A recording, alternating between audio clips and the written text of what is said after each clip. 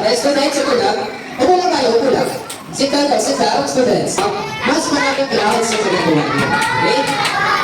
Kami natin yung kita yan. Computer na nandun sa likod, makikita nyo kung gaano kataas, sino kapag-show nila na electricity. Okay. Then, sino dito yung nakagamit na ng VR? VR box. Meron tayong VR box dun sa kabilang side. Ayan. Ayan, hindi ko sa atin ni Kuya, kapag sinukat natin yung VR natin, ayan, para kayong papasok sa ibang mundo. Okay? Ayan, kagaya ng ginagawa ni Kuya. Ayan, tayo. Ayan, gamit yung tablet, i-scan nyo lang yung board, and then kung ano yung nakikita yung picture dyan, pagpwede yung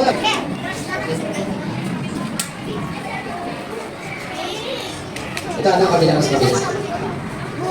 Ayan, i-scan nyo lang yung board, ayan, sit down lang. Ayan, di ba makikita nyo yung volcano? Okay? Ayan, mamaya pwede nyo i-tryan yung color boards. Okay? Sit down lang. Okay, next naman, i-contin nyo lang yung pedal, and then i-ilaw na yung ating mga lights. Okay? Then last one, meron tayong inarus tayo ng ano? Ng kuryente or electricity. Okay?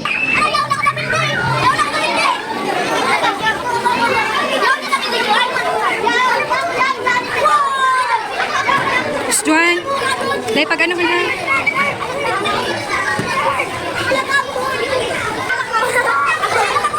Okay, Hana, pwede nyo i-try yung iba pa. Hoy, Harry!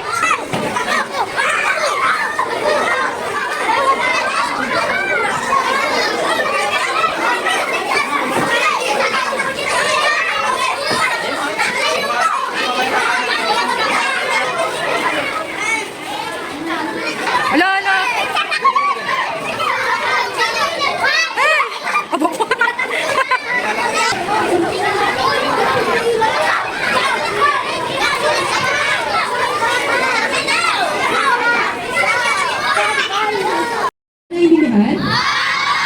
Okay, second rule, bawal pong itaas yung kamay. Okay?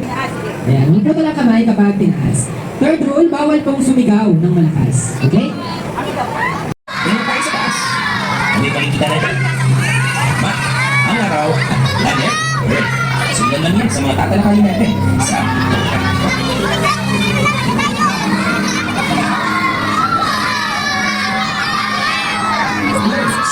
Welcome sa climate change.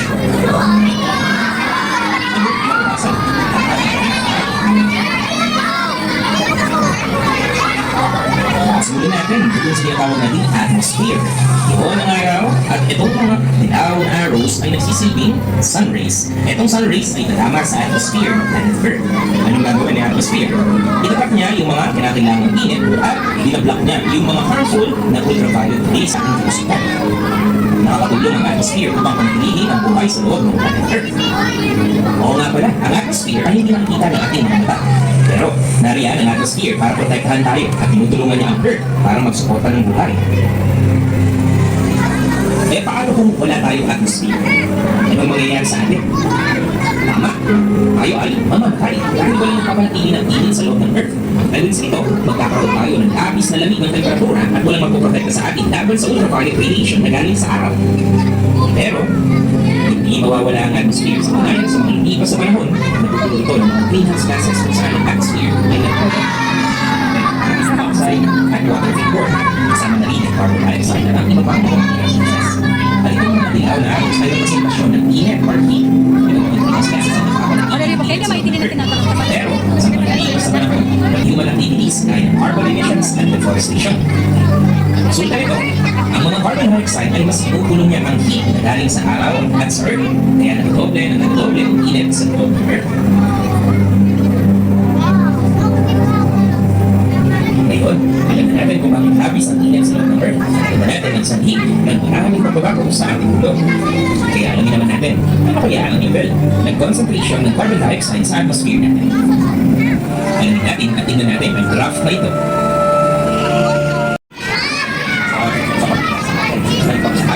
Parang temperatura sa loob ng planet Earth.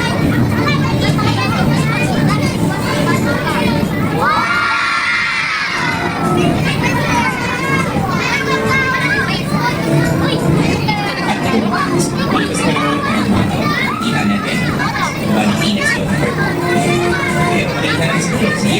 mas lumalo ang pinakainit at temperatis at iba pang mga tulad nito. Ito ay pinapapilitan natin Tapos iba masabi, teacher, sa'yo po kami magalan. Kami, hindi ka man nagbayad. sa isang taon. Baka kami na Na ito ay carbon emission. Buildings, hindi magkahanan. Isa sa pinakamalalang gawain ng deforestation May kalayo na. kung saan sinusunod natin ang mga puno para mapabilis natin ang pagkuha ng malawak na lupain upang gamitin natin for agricultural, residential, or commercial purposes.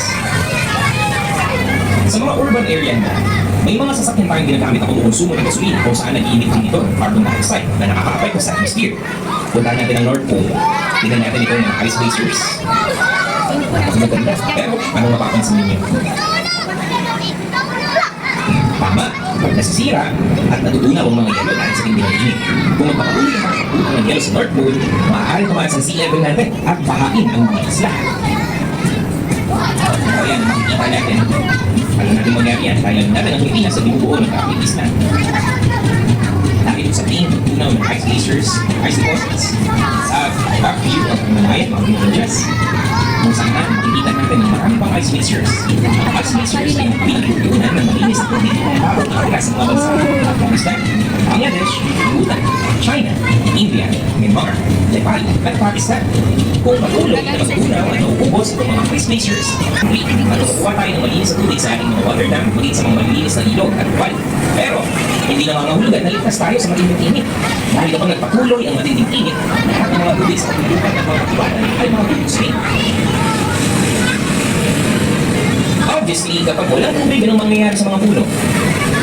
Tama, mamamatay.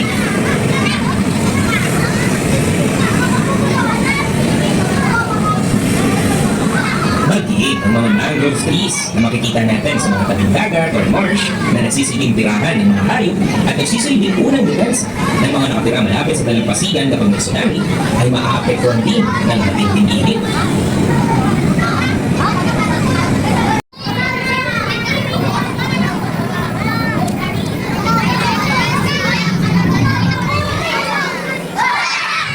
Isa sa sign ng pagtaas ng acidity level ng dagat ay ang pagkaroon ng coral bleaching kung saan napuputi ang mga corals pamatay sila means taas ang acidity level.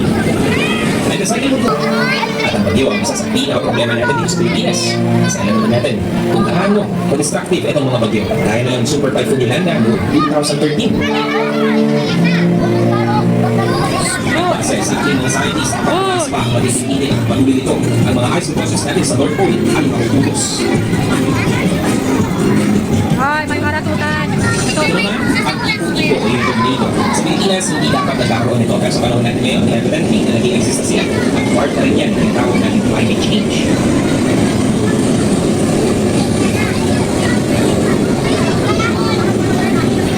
Ito naman ang water dam. Sa Pilipinas, we have 50 water dams. Palimalapit kung saan nakukuha tayo ng mga malinis na tubig. Pero kapag nagpatuloy ang matinding init at hindi natin pinukonsumo ng ayos ang ating mga freshwater resources, ay maaaring maubos at magkaroon tayo ng taguyod. At ayaw natin mangyari yan dahil wala tayong magdamit na tubig sa pang-araw-araw. Pag-usapan naman natin ang temperatura ng planet Earth. Again, yan ang araw, ang planet Earth. Sa planet Earth, makikita tayo ng red and blue arrows. Ito ay representation ng warm and cold air circulation. Base sa mga eksperto at mga scientists natin, na ang Earth is divided into 3 hemispheres pagdating sa temperature. Ang unang dalawa sa itaas, ito ang North Hemisphere. Ang sunod na dalawa na nasa gitna ang Middle Hemisphere. At yung nasa